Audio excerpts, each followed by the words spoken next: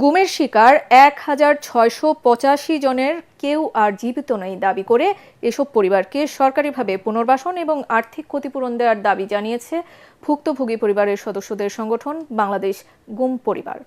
রাজধানীর তোপাখানা রোডে ক্র্যাব মিলনায়তনে সংগঠনের প্রধান সমন্বয়ক বলেন, এখনও একটি চক্র তাদের বিরুদ্ধে মিথ্যা মামলা দিয়ে ভয়ভীতি দেখাচ্ছে। এ অবস্থায় দ্রুত তাদের বিরুদ্ধে আইনি ব্যবস্থা নেওয়ার দাবিও জানান তিনি।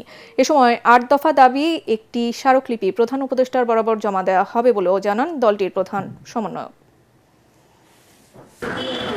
এখন কি চলতেছে দেশে, সবচেয়ে চমৎকার বিষয়, পদ পদবি নিয়ে কে চেয়ারে বসবে, কে এমপি হবে, কে মন্ত্রী হবে, কে ক্ষমতায় আসবে। আমাদের যে ১৬০০ পরিবার ভিকটিম, যারা আপনারা জানেন ১৬৮৫ জন, একটা পরিবারও কেউ খোঁজ খবরও নেয় নাই, কোনো উপদেষ্টা কোনোদিন যায় নাই, দেখাও করে নাই, কথাই বলেন।